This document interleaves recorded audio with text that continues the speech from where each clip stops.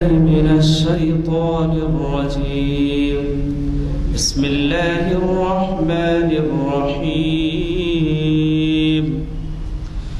أرأيت الذي يكذب بالدين فذلك الذي يدع اليتيم ولا يحض على طعام المسكين فويل للمصلين الذين هم عن صلاتهم ساهون الذين هم يراءون ويمنعون الماعون.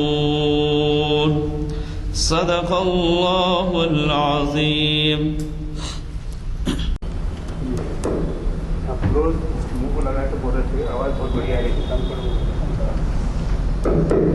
السلام علیکم حضرات. آج تھوڑی سی دیر چائے نوشی میں ہو رہی ہے کیونکہ ہمارے پاس ذرا دودھ کے انتظام میں کے لیے آج کے مقرر صاحب کوئی نئے نہیں ہیں. حافظ محمد اسحاق کمال قادری صاحب وہ شخصیت کے حامل ہیں جن کی وجہ سے ہمارے پاس محافل کا آغاز ہوا تھا. میں نے اس سے پہلے بھی آپ کو بتایا تھا کہ محافل پہلے محراب نماز کے بعد محراب کے پاس وہیں ہوتے تھے اور ہم لوگ وہیں بیٹھ کر کئی دن تک کئی محافل وہاں ہوئے. اس کے بعد جب تعداد بڑھنے لگی تو آج کل کے دارالمطالعہ جو ہے کمرہ مطالعہ اس میں ہوئے. پھر وہاں پر بھی تعداد کافی نہیں ہوئی تو یہ کانفرنس ہال کا اہتمام کیا گیا. مولانا کے خطاب آپ ہر مقرر کے خطاب کی طرح سارے بین الاقوامی طور پر سنے جاتے ہیں کیونکہ ان کا ہمارے پاس ایسا انتظام ہے یہاں پر کہ جب یہاں کوئی کارروائی ہوتی ہے تو وہ بین الاقوامی طور پر دیکھی جا سکتی ہے, سنی جا سکتی ہے. چنانچہ میں نے بھی اپنے صاحبزادے کے یہاں دمام میں بیٹھ کر ان محافل سے استفادہ کیا ہے. جب یہاں محافل ہوتے ہیں تو وہاں پر ہم بہت آسانی سے دیکھ سکتے ہیں. آپ کے بھی اگر ایسے حضرات باہر ہیں جن سے آپ خطاب کر سکتے ہیں تو کہیے کہ یہ محافل ہمارے وہ ملاحظہ کریں اور اس سے استفادہ کریں. آج کے مقرر صاحب کے میں مزید کوئی ان کا تعارف کرانا مناسب نہیں سمجھتا, اس لیے کہ آپ میں حضرات وہ ہیں جنہوں نے ان کے کئی خیالات سے استفادہ کیا ہے. اور آج خود ایسا اہم عنوان انہوں نے دیا ہے, سیرت اور مسائل کا حل. یہ سیرت اور مسائل کا حل جو ہے یہ آج کے دور میں بہت اہم عنوان ہے, اس وجہ سے کہ آپ روزانہ اخبار میں دیکھیں گے کہ جہاں سال میں ایک مہینے 2 مہینے میں 3 مہینے میں ایک آدھ قتل کی واردات ہوتی تھی تو سارے شہر میں دھوم مچ جاتی تھی کہ آج قتل ہوا ہے. اور اب آج کل یہ حال ہے کہ روزانہ ایک قتل ہو رہا ہے. اخبار اٹھا کے دیکھ لیجئے اور روزانہ ایک قتل, وہ بھی کس کمیونٹی میں, یہ آپ کے ہمارے درمیان قتل اتنے زیادہ ہو. میں زیادہ وقت نہیں لینا چاہتا. جامع مسجد کانفرنس ہال کے میں اس شریف انفارمیشن کی 831ویں نشست کو بعنوان رسول اللہ صلی اللہ علیہ وسلم کی سیرت مسائل کا حل ہمارے آج کے معزز مہمان مقرر جناب حافظ محمد اسحاق کمال قادری صاحب آپ کو مخاطب کریں گے. اللہ وبرکاتہ. اعوذ باللہ السمیع العلیم من الشیطان الرجیم. بسم اللہ الرحمن الرحیم. الحمد للہ رب العالمین الرحمن الرحیم مالک یوم الدین والصلاة والسلام علی سیدنا محمد وآلہ وصحبہ اجمعین. قال اللہ جل وعلا فی شأن حبیبہ یا ایہا الذین آمنوا استجیبوا للہ وللرسول اذا دعاکم لما یحییکم. صدق اللہ العظیم. وقال النبی صلی اللہ علیہ وسلم لا يؤمن احدكم حتى يكون هواه تبعا لما جئت به. ہر قسم کی تعریف کے لائق اللہ ہی کی ذات ہے جو بہت ہی مہربان نہایت رحم والی ہے، جو تمام جہانوں کی مالک ہے، پالنے والی ہے، جو بدلے کے دن کا مالک ہے، ایسی شان والے، ایسی آن والے، بے مثال، بے بدل رب العالمین کے رحمان رحیم پروردگار کے درود اور سلام ہوں اس کی شایان شان، اس کے آخری نبی اور رسول، ہمارے رہبر اور رہنما اور تمام جہانوں کے لیے رحمت بن کر، ہدایت بن کر، انقلاب بن کر تشریف لانے والے حضرت محمد مصطفیٰ صلی اللہ علیہ وسلم پر، آپ پر، آپ کی ازواج پر، آپ کے اصحاب پر، آپ کی اولاد پر، آپ کی تمام صحابیات پر، اور آپ کے ان تمام امتیوں پر جو آپ کے بتائے ہوئے راستے پر چل رہے ہیں اور قیامت تک چلتے رہیں گے۔ آج بتاریخ 1 نومبر 2021 مطابق 25 ربیع الاول 1443 ہجری بروز پیر بمقام مسجد عالیہ کانفرنس ہال، گن فاؤنڈی، حیدرآباد، تلنگانہ۔ جیسا کہ آپ نے ہمارے سینئر ایڈوکیٹ جناب غلام یزدانی صاحب سے سنا کہ آج کی نشست 831ویں نشست ہے شریعہ انفارمیشن سروس کی، اور اس میں جو عنوان آپ نے اخباروں میں بھی پڑھا ہوگا، جو آج کا عنوان ہے، وہ عنوان ہے سیرت رسول مسائل کا حل، سیرت رسول مسائل کا حل صلوات اللہ وسلامہ علیہ۔ ہم سب سے پہلے ضمن میں خود اللہ تعالیٰ نے، یعنی خالق رسول نے اپنے نبی کے بارے میں اور اپنے نبی کی سیرت کے بارے میں کیا فرمایا، ہم وہ آپ کے سامنے پیش کریں گے۔ یعنی اس کا عنوان یہ کہہ سکتے ہیں آپ کہ سیرت رسول بزبان خالق رسول، جو رسول کا پیدا کرنے والا ہے رب العالمین خلاق عالم، وہ اپنے رسول کی شان میں تعریف کرے تو اس کی تعریف سے بڑھ کر کس کی تعریف معتبر ہو سکتی ہے؟ دنیا والوں کی ساری تعریفیں غلو اور مبالغے پر بیسڈ ہو سکتی ہیں، لیکن اللہ جو بات کہتے ہیں وہ غلو اور مبالغے سے پاک ہوتی ہے، وہ حقیقت ہوتی ہے۔ اللہ نے اپنے حبیب کی جو سیرت بتائی، جو کریکٹر بتایا، جو آپ کے کریکٹر کی کریکٹرسٹکس بتائیں، جو خوبیاں بتائیں، کوالٹیز بتائیں، وہ بالکل پریکٹیکل ہے اور ان میں کوئی غلو مبالغے نہیں ہیں۔ وہ آپ کے سامنے ہم پہلے پیش کریں گے آیات قرآنیہ سے، پھر اس کے بعد آپ صلی اللہ علیہ وسلم کی سیرت سے زمانہ اور زمانے کے مشاہیر جو متاثر ہوئے، انہوں نے پڑھی آپ کی سیرت کو، اور سیرت پڑھ کر ان کے کیا تاثرات ہیں، ان میں سے کچھ کے تاثرات وہ آپ کے سامنے پیش کریں گے۔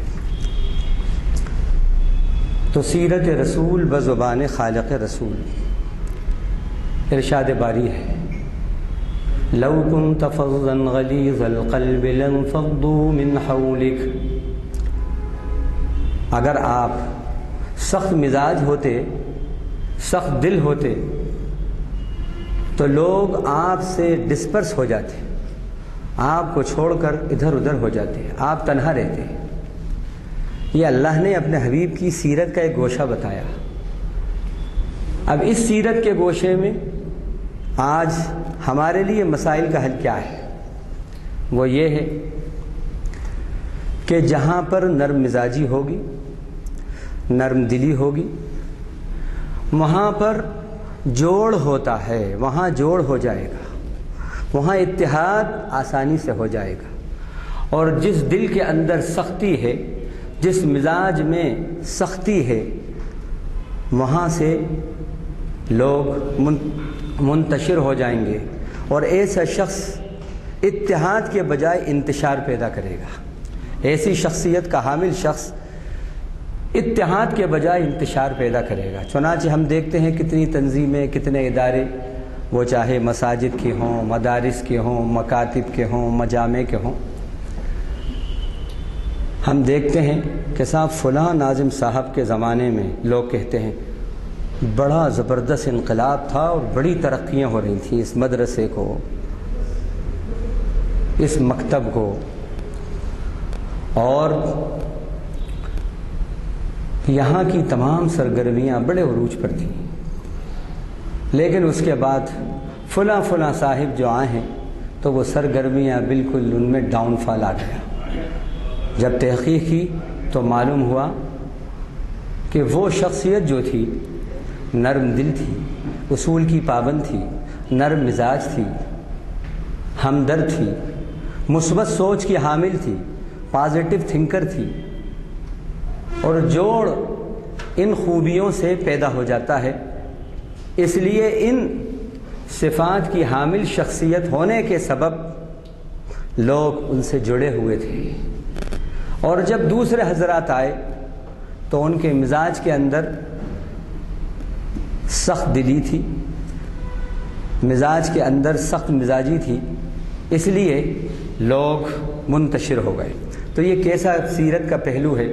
چاہتے ہیں کہ آپ کے خاندان کے لوگ، آپ کے کارخانے کے لوگ، آپ کی تجارت کے آپ کے ملازم، آپ کے کولیگز، آپ کے آفیسز میں وہ سب آپ سے مانوس رہیں۔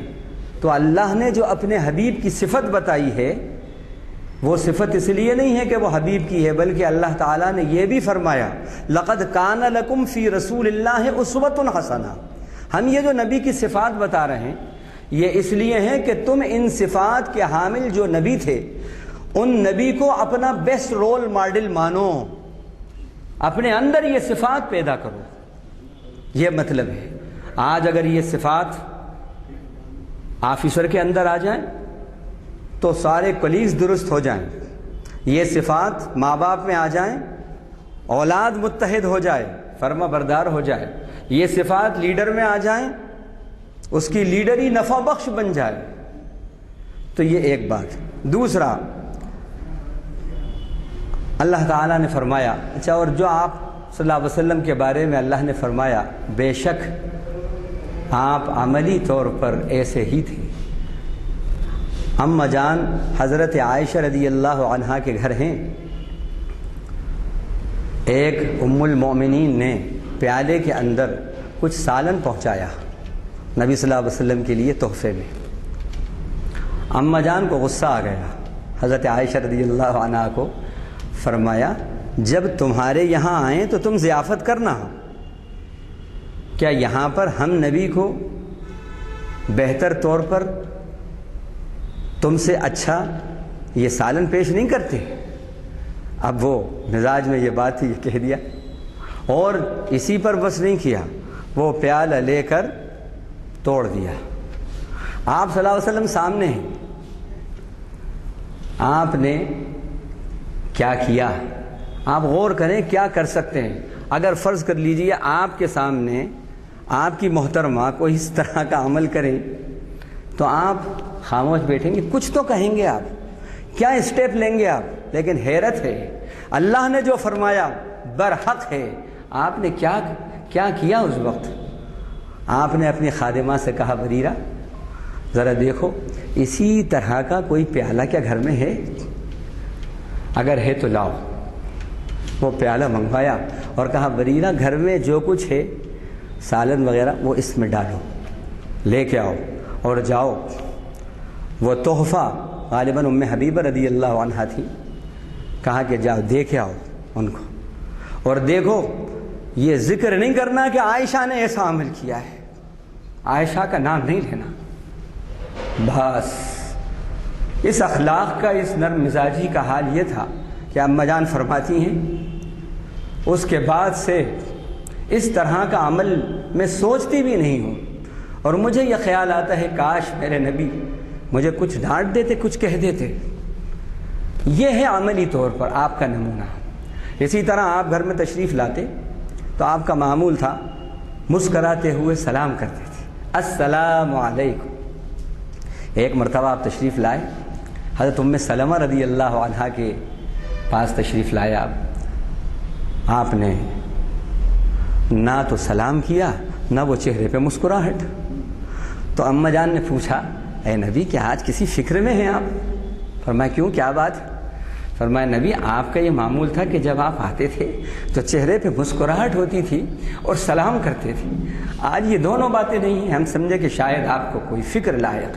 آپ نے فرمایا اچھا ایسا ہوا؟ آپ پھر واپس گئے باہر، پھر مسکراتے ہوئے تشریف لائے، السلام علیکم ورحمۃ اللہ۔ یہ ہے نمونہ۔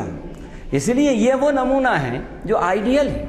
اللہ تعالیٰ نے چپ نہیں کہا، نبی تھے ایسے تو اللہ نے فرمایا۔ اب میں اگر بیان کرنا چاہوں تو اس ایک آیت پہ بہت واقعات ہیں، لیکن چونکہ وقت کم ہوتا ہے اس لیے جلدی آگے بڑھتا ہوں۔ اسی طرح محبت رسول کے دعوے تو بہت ہوتے ہیں۔ دیکھیے حب رسول کوئی دعوے کی چیز نہیں ہوتی، بلکہ آپ کی محبت خود دلیل ہوتی ہے محبت کی۔ لیکن اگر آپ دعوے کر رہے ہیں خالی تو یہ دعوے ان میں دلیل نہیں ہیں، دعویٰ بلا دلیل ہے، مقدمہ ہار جائیں گے۔ وکیل صاحب بیٹھے ہوئے ہیں سامنے، کر لیں، دعوے کرنے میں کوئی بات نہیں، لیکن اگر آپ کے پاس دلیل نہیں ہے مقدمہ ہار جائیں گے۔ دعوے بہت ہیں حب رسول کے، لیکن دلیل میں اطاعت نہیں ہے۔ اگر حب رسول میں اطاعت اور اتباع نہیں ہے تو اللہ کے یہاں وہ حب رسول ویٹفل نہیں ہے، پاورفل نہیں ہے۔ مثال، حضرت ابو طالب آپ صلی اللہ علیہ وسلم کے چچا تھے اور بڑی محبت کرتے تھے۔ پہلے آپ کو کھلاتے تھے، پھر اپنے بچوں کو کھلاتے تھے۔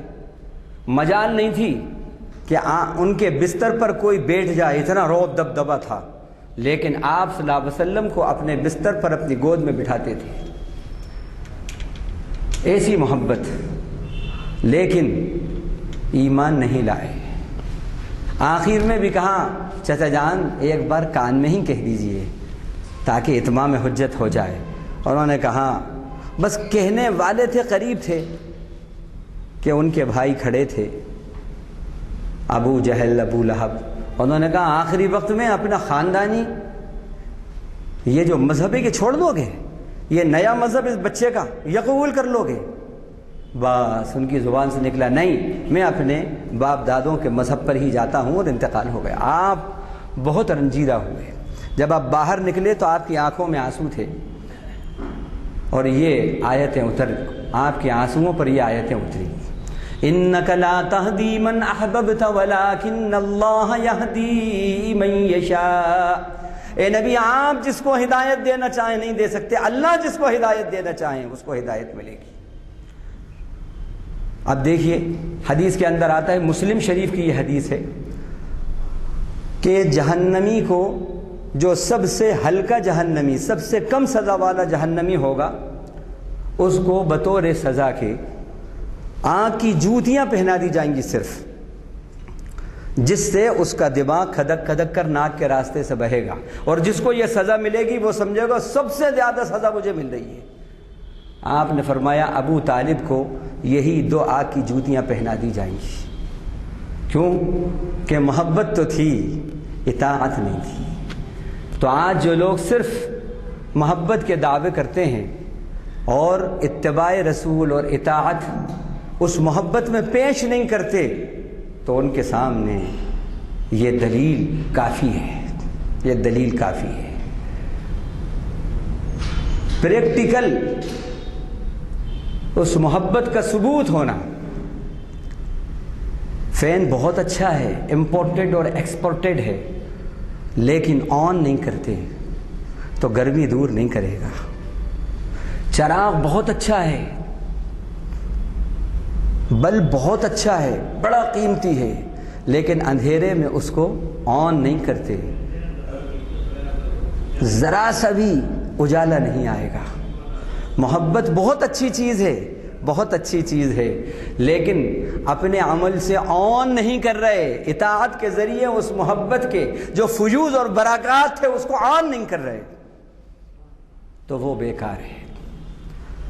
تو فرمایا قُلْ إِن كُنتُمْ تُحِبُّونَ اللَّهَ فَاتَّبِعُونِي يُحْبِبْكُمُ اللَّهُ وَيَغْفِرْ لَكُمْ ذُنُوبَكُمْ۔ اب سیرت رسول میں مسائل کا حل بھی سمجھ لیجیے۔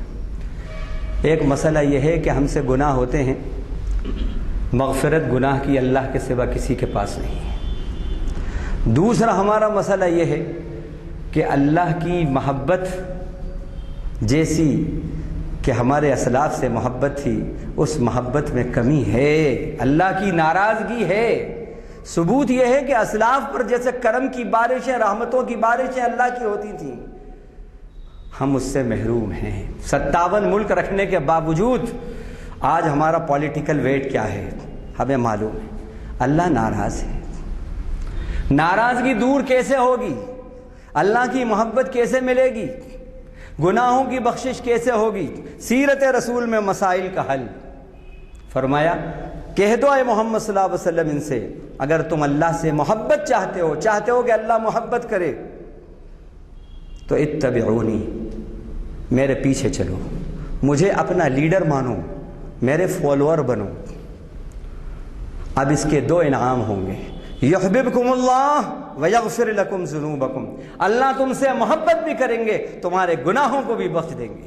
کیا چاہیے اور آپ کو؟ اللہ محبت کریں اور آپ کے مسائل حل نہ ہوں، اللہ محبت کریں اور آپ کے مسائل بڑھتے چلے جائیں، اللہ محبت کریں آپ مغلوب ہو جائیں، اللہ محبت کریں آپ ذلیل ہو جائیں، اللہ محبت کریں اور آپ کو زمین کی وراثت نہ ملے، اللہ نعوذ باللہ پھر جھوٹے ہو جائیں گے۔ اللہ نے فرمایا وَلَقَدْ كَتَبْنَا فِي الزَّبُورِ مِن بَعْدِ الذِّكْرِ أَنَّ الْأَرْضَ يَرِثُهَا عِبَادِيَ الصَّالِحُونَ، ہم نے آسمانی کتابوں میں اور زبور میں یہ بات لکھ دی کہ زمین کے وارث میرے وہ بندے بنیں گے جن میں صالحیت اور نیکی کا عنصر ہوگا۔ اللہ جھوٹے نہیں ہیں، اللہ سچے ہیں۔ تو اللہ سے محبت اگر چاہتے ہو کہ ہو، اور پھر اس کے ذریعے تمام مسائل حل ہوں، کیونکہ محبوب کو ستایا نہیں جاتا، محبوب کو ذلیل نہیں کیا جاتا، محبوب کو نوازا جاتا ہے۔ کوئی ایک بھی ایسا آپ بتا دو کہ صاحب میں آپ سے محبت بہت کرتا ہوں اور ایک تماشا رسید کیا، میں آپ سے محبت بہت کرتا ہوں اور کانٹوں راستے میں کانٹے بھی ڈال دیے، محبت بہت کرتا ہوں جھوٹے مقدمے بھی چلا دیے، محبت بہت کرتا ہوں اور ہر وقت ڈسگریس کر رہے ہیں، ناممکن ہے۔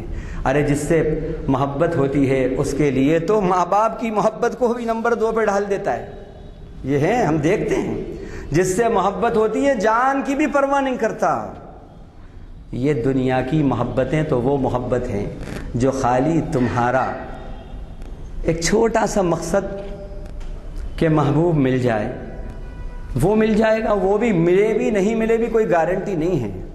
لیکن رسول سے محبت کرو گے، رسول بھی ملیں گے، خالق رسول بھی ملیں گے، فرشتے بھی ملیں گے، ولی بھی ملیں گے، کائنات کی دولت ملے گی۔ صحابہ نے ایسی ہی محبت کری تھی تو کون تھے؟ بدو تھے، بدو۔ لیکن ماہر القادری صاحب نے فرمایا تہذیب کی شمع روشن کی اونٹوں کے چرانے والوں نے، تہذیب کی شمع روشن کی اونٹوں کے چرانے والوں نے، تہذیب ہی نہیں تہذیب کی شمع روشن کری۔ کون تھے وہ؟ اونٹوں کے چرانے والے۔ جب نبی کی غلامی اور محبت اطاعت کے ساتھ آئی، اللہ کی محبتیں برسیں ان کے اوپر، اور اللہ نے دنیا کا تاج و تخت دے دیا ان کو، کہ جو ایران کا بادشاہ تھا خسرو پرویز، اس بادشاہ کا جو تاج آیا ہے حضرت سعد بن ابی وقاص کے زمانے میں، جو مال غنیمت میں جو سب سے قیمتی تاج تھا، وہ ایک ادنا سے سپاہی کے پاس اس کے حصے میں رات میں آیا،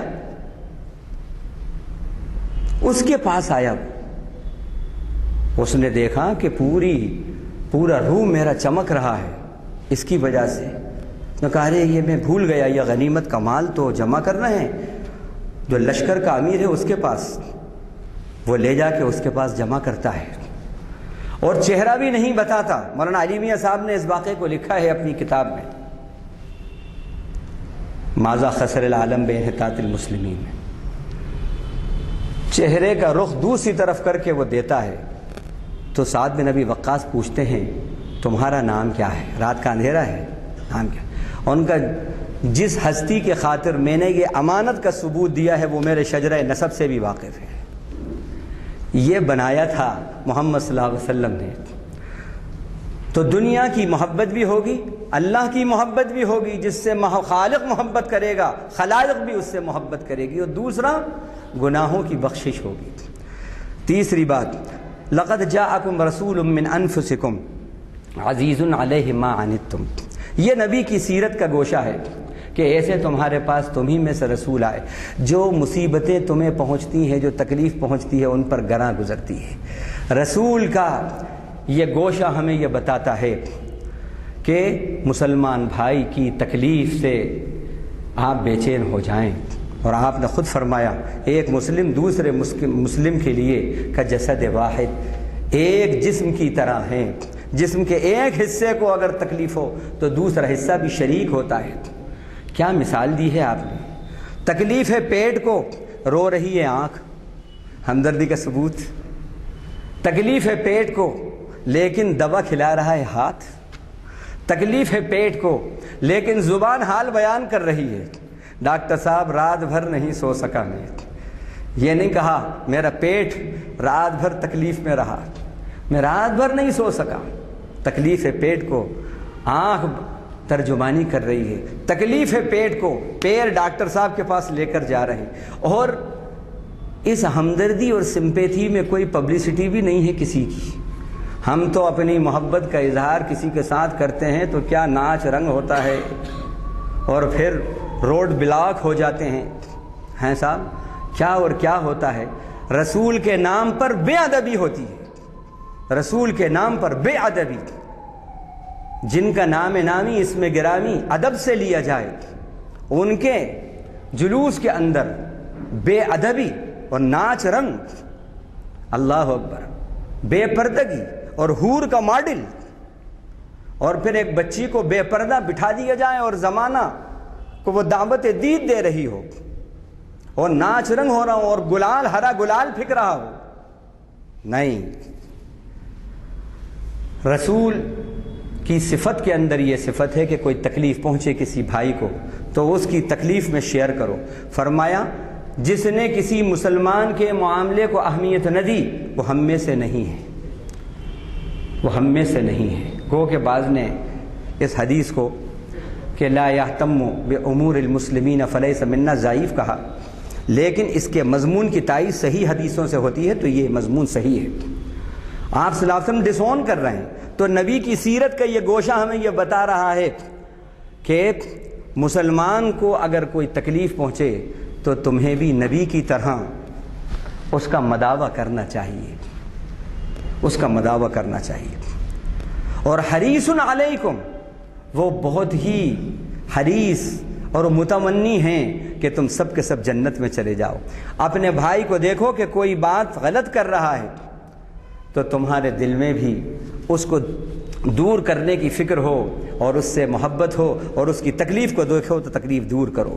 اسی طرح پھر فرمایا، یہ آل عمران کی یہ بات تھی۔ اس کے بعد وما ارسلناک الا رحمۃ للعالمین، تو بڑی مشہور آیت ہے۔ اللہ نے اس میں اپنے حبیب کی جو یونیورسل کیریکٹرسٹک بتلائی ہے، کوالٹی بتائی ہے، وہ رحمت للعالمین کی صفت بتائی ہے۔ کسی بھی رسول کو، نبی کو اللہ تعالیٰ نے رحمت للعالمین قرآن میں نہیں کہا۔ بتا دو کہیں ہو تو۔ اللہ کے نبی کی وہ صفت جو رحمت للعالمین ہے، وہ کیسی صفت ہے؟ بہت سے لوگ ترجمہ کرتے ہیں دو جہاں کے لیے رحمت بن کر تشریف لانے والے۔ یہ ترجمہ 70% صحیح ہے، 100% صحیح نہیں ہے، کیونکہ اس کے اندر للعالمین کا صیغہ استعمال کیا، للعالمین کا صیغہ استعمال نہیں کیا، پلیورل کا صیغہ استعمال کیا ہے، ڈوئل کا صیغہ استعمال نہیں کیا۔ یہ فرمایا ہم نے آپ کو نہیں بھیجا مگر تمام جہانوں کے لیے رحمت بنا کر۔ تمام جہانوں کے لیے. اب جہان کتنے ہیں؟ انسانوں کا جہان، حیوانوں کا جہان، ملائک کا جہان، یعنی فرشتوں کی دنیا. جہان مانے دنیا. فرشتوں کی دنیا، چرندوں کی دنیا، پرندوں کی دنیا، اچھوں کی دنیا، بروں کی دنیا، جاہلوں کی دنیا، پڑھے لکھوں کی دنیا، امیروں کی دنیا، غریبوں کی دنیا، حاکموں کی دنیا، محکوموں کی دنیا، ظالموں کی دنیا، مظلوموں کی دنیا، قاتلوں کی دنیا، مقتولین کی دنیا. پھر چرند کی دنیا، پرند کی دنیا، نباتات کی دنیا، جمادات کی دنیا. اللہ اکبر. ہمارے نبی ہر ایک کے لیے رحمت بن کر آئے، رحمت بن کر تشریف لائے. اور ثبوت یہ ہے، ایک اونٹ نے دیکھا تو آنسوؤں سے اپنی شکایت کر رہا ہے. آپ پاس گئے، دیکھا کہ رو رہا ہے تو آپ سے شکایت کی اس نے. بالکل صحیح حدیث کی بات بتا رہا ہوں. اس نے کہا کہ میرا مالک کام زیادہ لیتا ہے اور کھانا کم دیتا ہے مجھ کو. آپ نے اس کو، مالک کو بلایا اور کہا یہ شکایت کر رہا ہے، تم اس سے کام پورا لیتے ہو تو غذا بھی پوری دو. ہمارے نبی رحمت تھے تمام جہانوں کے لیے. آپ صلی اللہ علیہ وسلم کے ساتھ ایک صحابی ہیں، آپ چل رہے ہیں، وہ صحابی بھی چل رہے ہیں، پیچھے پیچھے ہیں. ان کے ہاتھ میں دیکھا کہ ایک پرندہ جو ہے، ایک چڑیا ان کے اطراف میں جو ہے منڈلا رہی ہے. دیکھا کہ یہ کیوں منڈلا رہی ہے، بڑی بے چینی سے. دیکھا کہ ان کے ہاتھ میں ایک چھوٹا سا وہ چڑیا کا بچہ ہے، چڑیا کا بچہ ہے. آپ نے کہا تم دیکھتے نہیں ہو اس کی ماں کو کتنی تکلیف ہو رہی ہے، تم نے کیوں اس کو گھونسلے سے نکالا؟ ان کا ارادہ بڑا نیک تھا. کیا کہا؟ اللہ کے نبی، حسن حسین کے لیے میں نے یہ نکالا ہے کہ نماز سے کھیلیں گے اس سے. کیا کہا؟ آپ نے فرمایا فوراً اس کو اس کی ماں کے جب گھونسلہ ہے، اس کا گھونسلہ اس کو فوراً وہاں رکھ دو. فوراً رکھا. وہ چڑیا اپنے بچے کو جب وہاں گیا تو وہاں چلی گئی. جو نبی ایک چھوٹی سی چڑیا کو بھی تکلیف دینا برداشت نہیں کرے، اس کے نام پر ایسے جلوس نکالو کہ راستے روک دو، لوگوں کو تکلیف ہو، اور بلند آواز سے ایسا جو ہے اسپیکر لگا دو کہ محلے کے وہ لوگ جو ہارٹ کے پیشنٹ ہیں محلہ چھوڑ کے ہجرت کر کے چلے جائیں کہیں دوسری جگہ. یہ کیا ہے؟ یہ سیرت کا گوشہ ہمیں یہ بتا رہا ہے رحمت بنو، سارے جہانوں کے لیے رحمت ہے ہمارے نبی. آج تو ہم رحمت للمسلمین بھی نہیں بن رہے، زحمت للمسلمین بنے. سگا بھائی سگے بھائی کے لیے رحمت نہیں ہے، سگا بھائی سگی بہن کے لیے رحمت نہیں ہے. تو یہ سیرت کا گوشہ ہمیں یہ بتاتا ہے. پھر آپ فرمایا ہدایت چاہتے ہو تو خالی محبت سے کام نہیں ہوگا. ان تطیعوہ تہتدوا، اگر تم اطاعت کرو، کہنا مانو گے نبی کا، ہدایت پاؤ گے. اگر چاہتے ہو مسائل کا حل ہو سیرت میں، کہنا ماننا شروع کر دو، ہر فیلڈ میں جو حکم دے نبی وہ کرنا شروع کر دو، ہدایت پا جاؤ گے، ہدایت پا جاؤ گے. وما صاحبکم بمجنون. اب یہاں میں کچھ بتانا چاہتا ہوں. یہ آیت آپ نے بہت سنی. کیا فرمائے؟ تمہارے ساتھی، صاحب کہتے ہیں ساتھی کو، صحبت سے صاحب بنا. فرمائے یہ تمہارے صاحب جو ہیں، یہ تمہارے ساتھی جو صاحب ہیں، یہ دیوانے نہیں ہیں. لفظ کیا استعمال کیا؟ صاحب. صاحب کس سے بنا؟ صحبت سے بنا.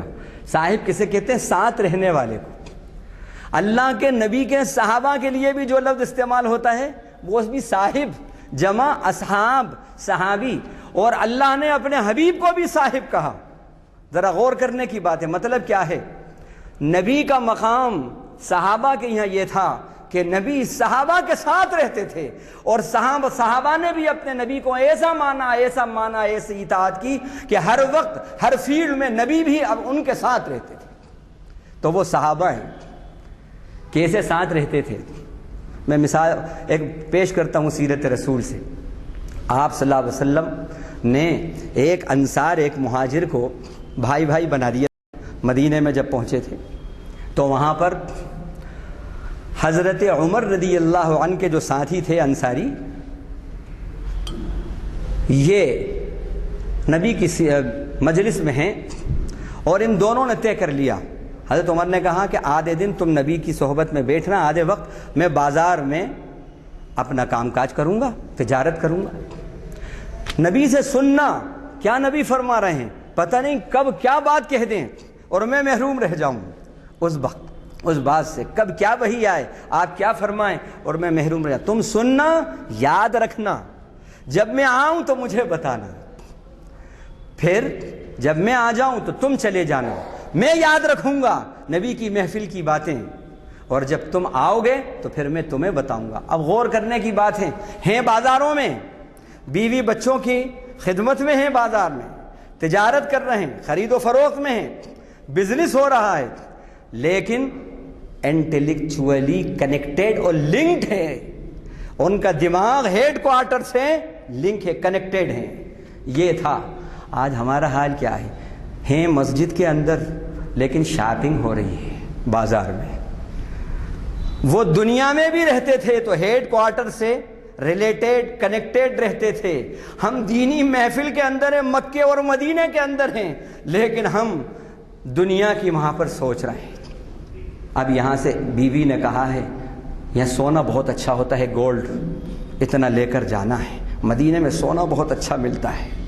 طواف ہو رہا ہے اور ذہن سونے کی دکان پہ ہے، یہ کیا ہے؟ تو یہ صحابہ کا معاملہ ہے کہ دنیا میں بھی ہیں لیکن تب بھی اپنے ہیڈ کوارٹر سے اپنا رشتہ توڑا نہیں ہے، اللہ رسول سے رشتہ جوڑو۔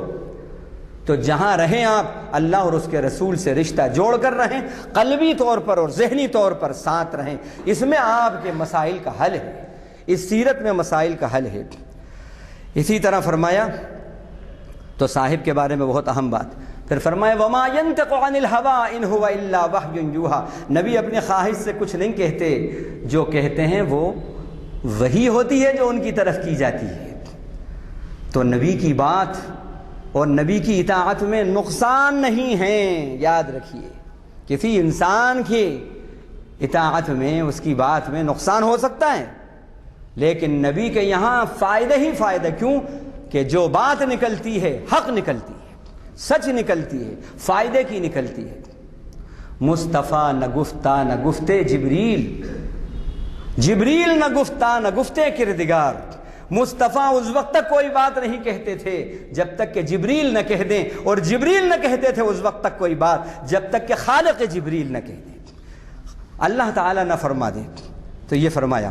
اسی طرح فرمایا کہ وہ صحابہ نے کس طرح سیرت کو اپنایا، الذین یتبعون الرسول النبی الامی الذی یجدونہ مکتوبا عندہم فی التوراة والانجیل یأمرہم بالمعروف وینہاہم عن المنکر ویحل لہم الطیبات ویحرم علیہم الخبائث ویدع عنہم اسرہم والاغلال التي کانت علیہم۔ فرمایا کہ یہ نبی جن کی پیروی کرتے ہیں یہ صحابہ، یہ نبی امی ہیں، اور ان کی شان یہ ہے کہ تورات میں اور انجیل میں ان کی جو صفات لکھی ہیں وہ کیا لکھی ہیں؟ وہ لکھا ہے کہ وہ بھلائی کا حکم کرتے ہیں، برائی سے روکتے ہیں، اور پاکیزہ چیزوں کو حلال قرار دیتے ہیں، اور گندی اور خبیث چیزوں کو حرام ٹھہراتے ہیں، اور جو بیڑیاں اور زنجیریں توہمات کی، سپرسٹیشنز کی، جہالت کی اور جاہلانہ روایتوں کی پیروں میں اور دماغوں میں پڑی ہوئی ہیں ان کو کاٹتے ہیں۔ یہ کیا صفات ہے، کیا صفات ہیں؟ ان صفات کو اپنائیں گے تو جتنی یہ توہمات میں اور اس میں ہم گھرے ہوئے ہیں الحمدللہ سب کا خاتمہ ہو جائے گا۔ اس کے بعد وہ آیت جو میں نے پڑھی تھی سورہ انفال کے پارہ نمبر 9 کی آیت، یا ایھا الذین آمنوا استجیبوا للہ وللرسول اذا دعاکم لما یحییکم، اے ایمان والوں اللہ اور اس کے رسول کی بات کو مانو۔ فائدہ کیا ہوگا؟ اس وقت جب کہ وہ تمہیں بلائیں، فائدہ یہ ہوگا یحییکم، تمہیں زندگی ملے گی۔ اوہو، کیا مردوں سے خطاب ہے؟ یہ کیا مردوں سے خطاب ہے؟ ایمان والوں سے خطاب ہے، زندوں سے خطاب ہے۔ کیا کہہ رہے ہیں اللہ اس میں یہ بتا رہے ہیں نبی کی اگر بات مانی تو تمہیں زندگی ملے گی۔ یہ کون سی زندگی ہے؟ روحانیت کی زندگی ہے۔ تمہارے ایمان کو زندگی ملے گی، تمہاری روحانیت کو زندگی ملے گی، تمہاری بلند اخلاقیات کو زندگی ملے گی۔ اور جب یہ ساری چیزیں آئیں گی مسائل خود بخود چھٹنا شروع ہو جائیں گے۔ انا ارسلناک شاہدا ومبشرا ونذیرا، اے نبی ہم نے آپ کو گواہ بنا کر اور روشن بنا کر، سراجم منیرا، روشن چراغ بنا کر، اور داعی بنا کر بھیجا ہے۔ نبی کی صفات میں ایک صفت داعی بتائی اور روشن چراغ بتایا۔ نبی کی امت یہ امت دعوت ہے۔ آپ صلی اللہ علیہ وسلم نے فرمایا اگر تم نے یہ دعوت اللہ کا کام چھوڑ دیا اللہ تمہارے اوپر ایسوں کو مسلط کر دیں گے، یسلط علیکم من لا یخافکم ولا یرحمکم، جو نہ تم پر خوف کھائیں گے نہ ترس کھائیں گے۔ آج کیا ہو رہا ہے ہم دیکھ رہے ہیں، موب لنچنگ کی صورت میں تریپورے میں کیا ہو رہا ہے، کشمیر میں کیا ہو رہا ہے، آسام میں کیا ہو رہا ہے، سب ہمارے سامنے ہیں۔ یہ کیوں ہیں؟ فرمایا تم اپنا اگر دعوت اللہ جو مشن ہے، یہ نبی فرما رہے ہیں، یہ اگر چھوڑ دیا اور ان تک اللہ کا تعارف تم نے نہیں دیا، رسول کا تعارف نہیں دیا، تو پھر اللہ مسلط کر دے گا ایسوں کو جو نہ خوف کھائیں گے نہ ترس کھائیں گے۔ ایک ہمدردی کا ایک سینٹنس نہیں ہوتا ذمہ داروں کی زبان سے ادا ہوتا۔ یہ بات بتائی تو اس کے اندر یہ بہت اہم ذمہ داری ہے دعوت اللہ کی۔ اور ایمان اس وقت تک مکمل نہیں ہے جب تک کہ اللہ کے نبی کو جج نہ بنا لو اپنی زندگی کی ایکٹیویٹیز میں۔ یہ آیت میں اللہ فرمایا فَلَا وَرَبِّكَ لَا يُؤْمِنُونَ حَتَّى يُحَكِّمُوكَ فِي مَا شَجَرَ بَيْنَهُمْ، خدا کی قسم، آپ کے رب کی قسم، وہ لوگ مومن نہیں ہو سکتے جب تک کہ آپ کو جج نہ بنا لیں اپنے ان جھگڑوں میں اور ان ڈسپیوٹس میں جو ان کے درمیان ہیں، اور پھر آپ جو فیصلہ کریں اسے سرخم تسلیم بھی کر لیں۔ اس وقت تک ان کا ایمان مکمل نہیں ہے۔ آج ہمارا کیا حال ہے؟ جھگڑوں کے اندر، مصیبتوں میں ہم کس کو اپنا جج اور حکم بناتے ہیں؟ کبھی وزیر کو، کبھی امیر کو، کبھی کسی پہلوان کو، کبھی کسی چودھری صاحب کو۔ لیکن ہمیں کس کو بنانا چاہیے اپنا وکیل، اپنا امیر؟ ہمارے نبی مکرم صلی اللہ علیہ وسلم کو اپنا جج بنانا چاہیے۔ یہ کام کریے، سیرت رسول کے اس گوشے پہ عمل کیجئے، انشاءاللہ اللہ تعالیٰ سارے مسائل کو حل کرے گا۔ اب میں اس میں زیادہ نہیں، بس ایک انسائیکلوپیڈیا آف بریٹانیکا میں نبی مکرم صلی اللہ علیہ وسلم کے بارے میں جو بات کہی، والیوم 12 کے اندر کہا he was an honest and upright man who had gained the respect and loyalty of others, who likewise honest and upright men۔ آپ غور کریں کیا کہہ رہا ہے۔ ماشاءاللہ آپ سب سمجھدار ہیں، ترجمے کی ضرورت نہیں ہے۔ اسی طرح دی 100 ایک کتاب لکھی ہے پروفیسر مائیکل ہارٹ نے۔ یہ کتاب 1978 کے اندر لکھی تھی اس نے۔ اس کتاب کا نام ہے دی 100 A ranking of the most influential persons in history۔ دنیا میں وہ 100 لوگ جنہوں نے پوری دنیا پہ زبردست اثر ڈالا ہے، اس نے 100 شخصیات کا انتخاب کیا۔ آپ کو حیرت ہوگی سن کر کہ 100 شخصیات میں سب سے نمبر 1 پہ اگر رکھا ہے اس نے تو کس کو رکھا؟ نبی مکرم صلی اللہ علیہ وسلم کو، جبکہ وہ خود بائی برتھ کرسچین ہیں۔ اور اس کے بعد وہ کیا کہتا ہے، بس یہ سنیں۔ وہ کہتا ہے My choice of Muhammad to lead the list of the world's most influential persons may surprise some readers and may be questioned by others, but he was the only man in history who was supremely successful on both the religious and secular level۔ کتنی گہری بات ہے یہ۔ بس آخر میں ایک مثال پہ بات ختم کرتا ہوں۔ دیکھیے اللہ کے نبی صلی اللہ علیہ وسلم کی جو ازواج مطہرات تھیں، قرآن نے کہا کہ نبی جو باتیں تمہیں بتاتے ہیں یہ باتیں سنو، جو ذکر اللہ کی باتوں کا، آیتوں کا ہوتا ہے وہ سنو۔ تو اپنے گھر کے اندر اپنی اصلاح، بیویوں کی اصلاح کر رہے ہیں آپ صلی اللہ علیہ وسلم، بچوں کی اصلاح کر رہے ہیں، بیویوں کی اصلاح کر رہے ہیں۔ آج ہمیں بھی اپنی اولاد کی، بیویوں کی اصلاح کرنا، تاکہ یہ جو ہم دیکھ رہے ہیں یہ لو جہاد وغیرہ وغیرہ سارے مسائل ختم ہو جائیں۔ ہم نے یہ کرنا چھوڑ دیا، اپنے بچوں کو ہم نے تربیت کا ٹائم، تعلیم کا ٹائم نہیں دیا۔ تعلیم و تربیت کا یہ نبی کی سنت ہے، ہم اس کو اپنائیں تو انشاءاللہ یہ مسائل جو اس وقت ہیں، یہ جو ہمیں شرمندگی ہو رہی ہے، یہ مسائل بھی ختم ہوں گے۔ ایک فارمولہ ہے 99+1، یہ فارمولہ آپ کو بتاتا ہوں، اور یہ مستجاب الدعا بننے کا فارمولہ ہے۔ آپ کہیں تو بتا دوں آپ کو، دعا مانگیں اور آپ کی دعا قبول ہو۔ یعنی آپ اللہ کا ہر حکم، نبی کا ہر حکم مانو۔ کیسے مانو؟ 99 جو حکم جس فیلڈ میں آپ کو مل رہے ہیں وہ سب پورا کرتے ہوئے اس کو مانو۔ یہ نہیں کہ اب نماز کا حکم ہے تو زکوٰۃ چھوڑ دی، روزہ چھوڑ دیا، حج چھوڑ دیا۔ حج کا حکم ہے تو حج کر لیا، نمازیں چھوڑ دی، روزہ چھوڑ دیا، زکوٰۃ چھوڑ دیا، اخلاق چھوڑ دیا۔ ہاں اخلاق کا حکم مان رہے ہیں تو کسب حلال چھوڑ دیا؟ نہیں، 99 حکموں کو مانتے ہوئے اللہ کا اور اس کے رسول کا ہر حکم مانو گے۔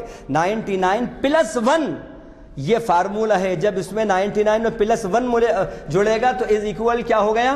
100% تمہارا ایمان مکمل ہوگا، اور پھر تمہاری دعائیں انشاءاللہ ثم انشاءاللہ قبول ہوں گی، قبول ہوں گی۔ اللہ سے دعا ہے کہ پروردگار عالم ہمیں ہر سانس کو حکم خدا سمجھ کر اس اللہ کے ہر حکم میں اس کو لگانے کی توفیق عطا فرمائے۔